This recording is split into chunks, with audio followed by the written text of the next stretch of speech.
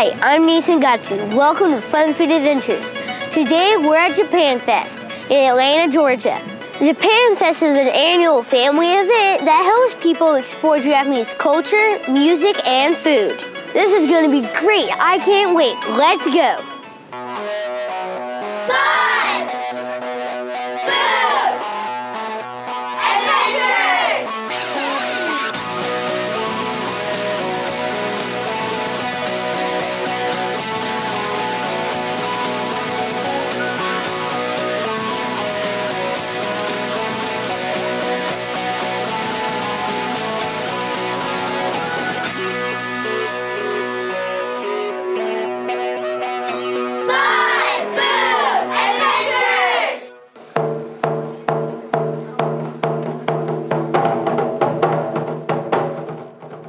Have you ever wondered what it would be like to live in another culture or speak a language very different from your own?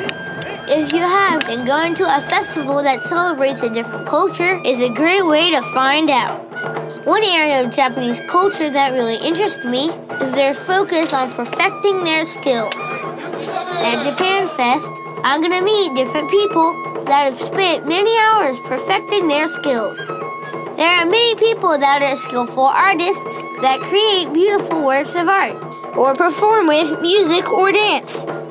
In the Japanese culture, perfecting your skills is very important, and spending a lot of time practicing is expected to gain perfection.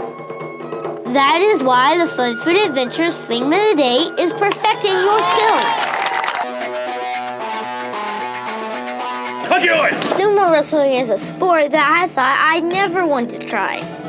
But after watching the guys from the Georgia Sumo Association, I had a change of heart. It really seemed to require a lot of balance and strength. Sumo wrestlers come in 3 weight classes just like other sports: lightweight, middleweight, and heavyweight. Though sometimes athletes from different weight classes wrestle each other. Becky Evans explains some of the skills required in sumo wrestling. This is the belt that sumo wrestlers wear. What does it look like? Fire hose, thank you. It feels like one too, all right? It's not the most comfortable piece of equipment you've ever worn, but it's 100% cotton, and this is it. Why? Because in sumo there are no weapons.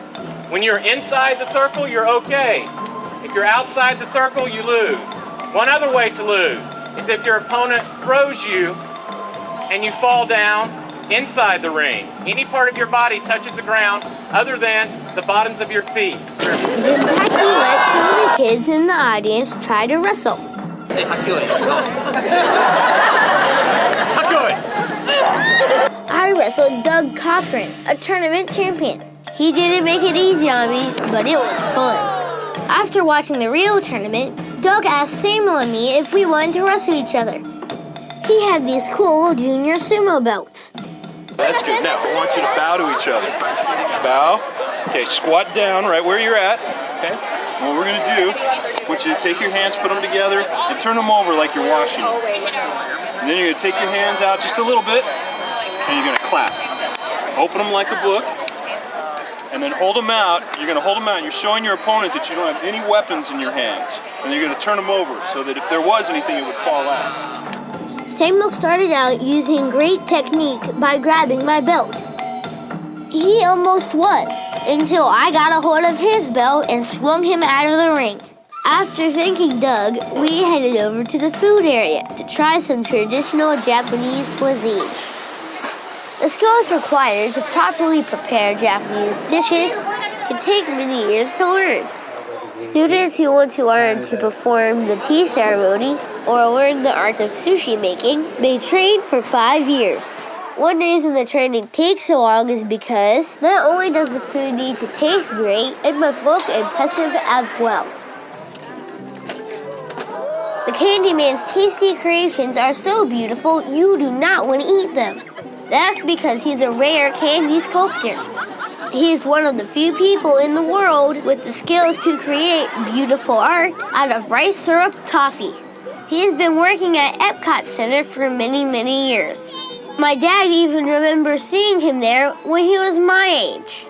His roaming act is part food, part sculpting, part magic, and part practical jokes. No matter what he is doing, it is fun and amazing to watch.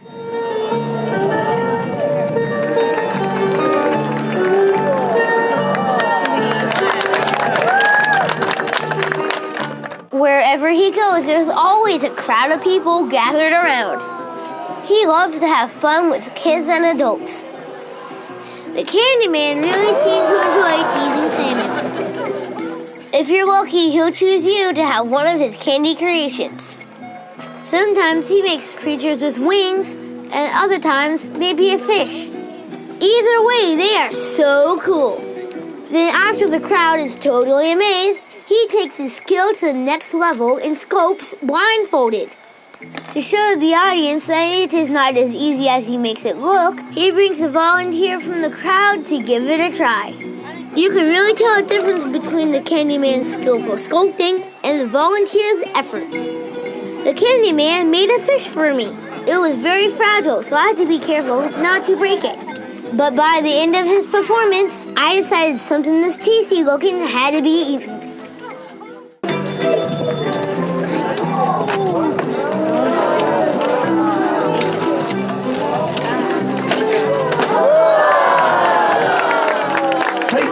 Thank you very much. As I was walking across the festival grounds, I saw a woman pouring tea on the main stage. I really like tea, so I decided to check it out. For the Japanese, tea is not just a casual drink. To them, it is much more than that. In fact, they call it the tea ceremony, or the way of tea. A hostess who wants to learn the way of tea could spend an entire lifetime perfecting her skills.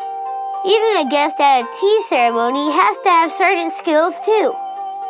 The first skill that the hostess and guests need to learn is called seiza, or proper sitting.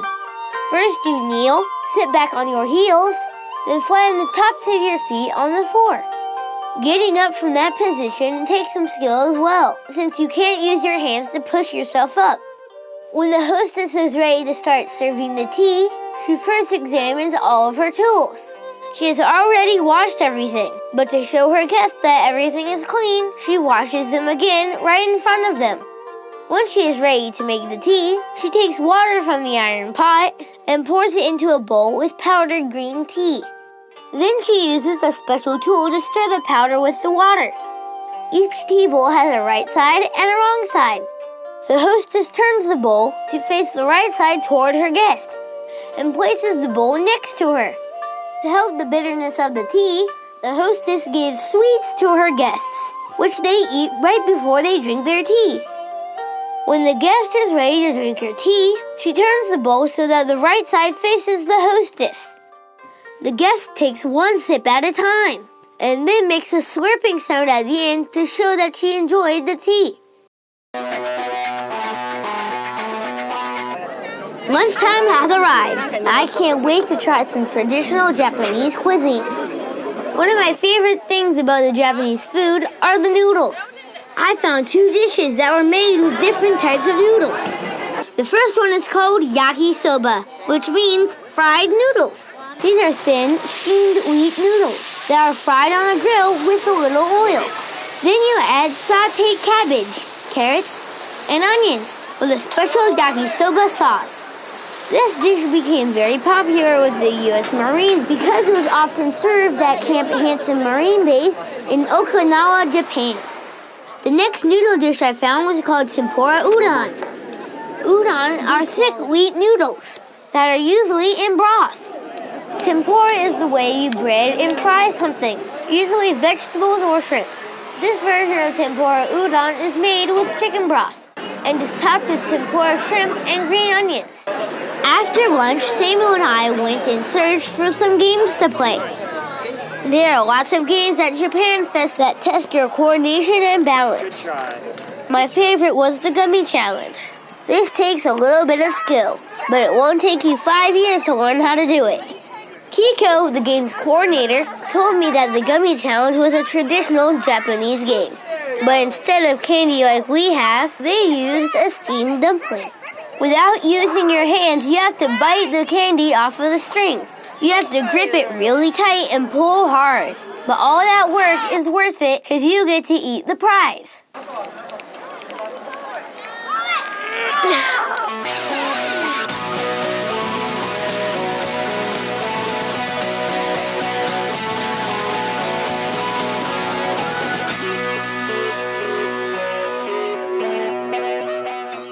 Music and dance are another area of Japanese culture that demonstrates perfected skills.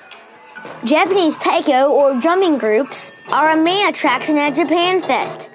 Matsuriza is a group of men and women from Japan that perform the art of Taiko. Taiko uses drums from as small as 6 inches to as large as 6 feet. The drumsticks are called bachi. For large drums, they use large bachi, and for small drums, they use smaller bachi. Matsuriza also plays flutes and bells during their performance. Some of the music they perform is traditional Taiko music, and some of it is music they wrote themselves. Taiko definitely takes a lot of strength and precision. It is amazing how they all hit the drums at the same time. After their performance, I was able to ask Takemasa Ishikura a few questions about Taiko. How long have you been doing this, and how long has it taken to learn? I'm start 6 years old, so 45 years. Wow, he's been perfecting his skills for a long time. Takemasa also told me that their name, Matsuriza, means festival. He likes this name because it describes what they do. They bring a fun and festive performance to the crowd. Dance is another important part of Japanese life. Young children are taught traditional dance movements in school. These students were from a Japanese preschool. They were performing songs that they had learned with their class. They spent many hours perfecting their skills so they could demonstrate them for their friends and families. 2 types of traditional Japanese dance are odori and mai. Traditional Japanese dancers that perform the mai style of dance perfect their gracefulness and balance.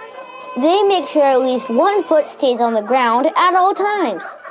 My dances will sometimes include fans, parasols, or the sleeves of their kimonos as part of their dance.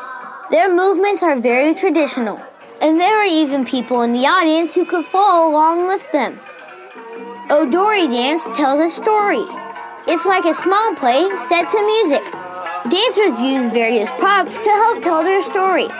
They also will wear special makeup to add to their character just like an actor. What type of story do you think they're telling in this dance? I think it has to do with a mother telling her daughter about her chores for the day. Even though I can't understand Japanese, I can still use my imagination to try to understand the story.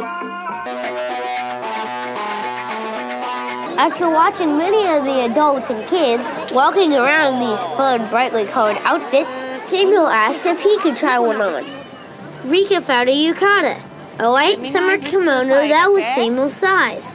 Okay, Samuel, I'm gonna put the yukata on. This is called yukata.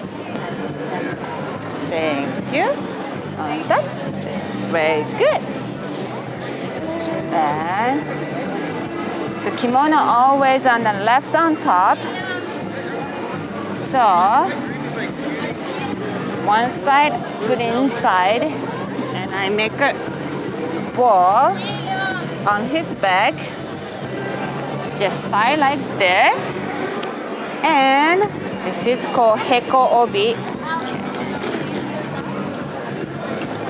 Can you turn around, please? Oh. Just make simple ball. Just open it a little bit. Make it a little wider so you can show that all the design, all the details. Let me fix the front too. And say ta-da! Rika definitely had a certain technique for dressing Samuel in his yukata. With his headband and samurai swords, he looks very official. Another amazing skill is calligraphy or osuji. This beautiful type of writing takes a very steady hand. Haruko and Masako work together. As Haruko says the name, Masako writes it with a special brush and ink. Masako has to hear the name spoken because Japanese calligraphy is written by sound, not by letter. I bought one name card for each member of my family. That one says Courtney, my mom's name. Masahiro Watanabe demonstrated a different style where the last name is first and the first name is last in Japanese. That one says Gatsi Samuel for my brother. My name looks like this. It's really incredible to see my name written in another language. Many of the main events in Japan Fest are demonstrations of various martial arts skills. Each skill from swordsmanship to archery takes dedication and many hours of practice. In Japan, archery was started during the feudal period. It is known as Kyudo, the way of the bow. Just like other types of archery, the person who hits the target with the most number of arrows wins. One major difference between Kyudo and other types of archery is that Kyudo places great importance on the technique and skill of shooting the bow, not just accuracy. Another skill demonstrated at Japan Fest is swordsmanship. I saw two types of sword demonstrations. The first was called Shinkendo. Shinkendo means the way of the real sword. Students who study this type of swordsmanship learn 5 sword methods. Sword swinging drills are where they practice the individual sword movements. Solo forms are the sword movements for combat. Sparring is where they use wooden practice swords and train with each other. The more advanced students will then use a dull imitation metal sword to practice cutting straw mats. Eventually, the students will learn to use a shinken, or a real sword, and learn to cut through bamboo and straw objects. One of the instructors of this group is Yumiko Matsuka. She told me that samurai were not just men, there were women samurai as well. Yamako has been teaching Shinkendo for 17 years and is the top-ranked female instructor in the world. I saw another group of students with swords warming up for their demonstration. They wore similar outfits, but they had different swords and were wearing some type of armor. I found the group leader and asked him some questions. What's that made out of anyways? This is an armor made out of bamboo. There's some stitching up here, but the whole thing is made of bamboo. It's very light and very sturdy. It's made to take the blows of our wooden swords. What's the swords made out of? For our practice swords, like the other children are using, they're made of 4 staves of bamboo, some twine, and leather pieces, and that's all they're held together with. Mine happens to be made of carbon fiber, and it's a little bit more sturdy. It's a whole lot more expensive, but it doesn't break. Now, your sword looks different from what I normally see. Right. This sword we use for in our kendo club. In other words, we need our armor, and we're going to hit each other during practice. And you'll see in our demonstration in a little bit that we're going to be up there. We're going to put on face masks and heavy gloves, and we're going to start whacking each other. And so if we were using real swords or even metal swords, we're going to hurt each other very badly. So these bamboo swords are what we use. Okay, well, this is what we call a do. It literally means torso, but it's armor for the torso. I have the tare, which is a pleated armor for around the waist. I'm wearing a flowing sheath called a hakama, right? And it's split in the middle so we can get on horses if we need to. We don't practice with horses. And I've got the dogi, which is a very heavy cotton, stitched cotton. It absorbs a lot of sweat for us, and you can tell I'm sweating like crazy. And it's also heavy enough to take some of the blows from the other people. And this is a shinai, literally written a bamboo sword. The students of this kendo club are part of the Georgia Japanese Language School. This is an after-school program run by parents. Each student takes care of their own equipment. Parents help younger students enter their armor, while older students on stage demonstrate how to put it on. In a traditional match, points are given by striking your opponent on the head, trunk, or wrist. If you get 2 out of 3 points, you win the match. After they demonstrated their skills, Larry invited people from the audience to come up on stage and give it a try. It was a bit harder than it looked. The students sitting down gave me a few pointers about my form. They told me to keep my sword moving directly over my head. That was really cool. I had an excellent time here at Japan Fest. I always have enjoyed trying new foods. My yakisoba and tempura udon were great. Japan Fest was an easy way to experience a different culture. Samuel and I had so much fun learning how to sumo wrestle.